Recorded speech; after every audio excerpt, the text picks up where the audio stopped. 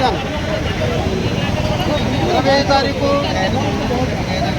11/24 మన principal secretary అయినటువంటి కన్నబాబు గారికి, సిడిఎం గారికి ఈ సమ్మె గురించి నోటీస్ ఇవ్వడం జరిగింది. అలాగే మరి ఇక మున్సిపల్ కార్పొరేషన్లో మరి కమిషనర్ కలిసాము, వినతి పత్రం ఇచ్చాము. అలాగే నగర సిటీ ఎమ్మెల్యే గారికి, రూరల్ ఎమ్మెల్యే గారికి, ఈ వివిధ శాఖల్లో పనిచేస్తున్న ప్రతి ఒక్కరికి మా విన్నపం తెలియపరిచాము. ఇది ప్రధానమైన డిమాండ్ ఏంటంటే, ఇప్పుడు పొరుగు బెచ్చు ఎక్కువైపోయింది. మాకు సంవత్సరాల జీతం చాలా ఇబ్బంది పడుతున్నాము. 13,085 రూపాయలతో మేము ఎలా జీవించగలుగుతాము?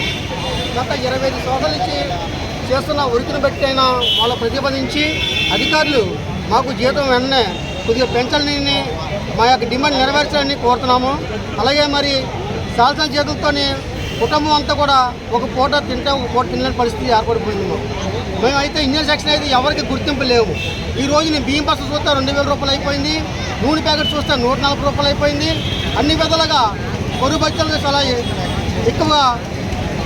ఎక్కువైపోయింది. అలాగే ఇంటికి చూస్తే ఒక రూమ్ తీసుకుంటే 5,000, 6,000 రూపాయలు తీసుకుంటున్నారు ఈ రెంట్ రూపం చూసుకుంటే.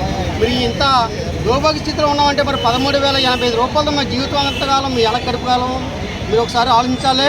అలాగే మరి ఈ యొక్క రాష్ట్ర నియంత్రణ నాయకులు మరి ప్రధానంగా అధికారులు కూడా ఈ యొక్క సమ్మెను స్పందించి మాకు వెంటనే మా యొక్క డిమాండ్లు నెరవేర్చాలని కోరుతున్నాము.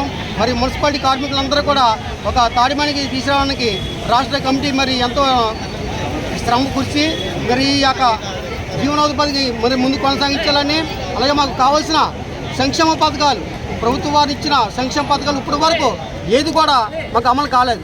ఏమని చూస్తే మున్సిపల్ ఎంప్లాయీస్ అని వస్తుంది, ఒక ప్లేస్ వస్తే మున్సిపల్ ఎంప్లాయీస్ వస్తుంది. మరి ఎంతవరకు ఇది కరెక్టో మీరు ఒకసారి ఆలోచించవలసిందిగా కోరుతున్నాము. మరి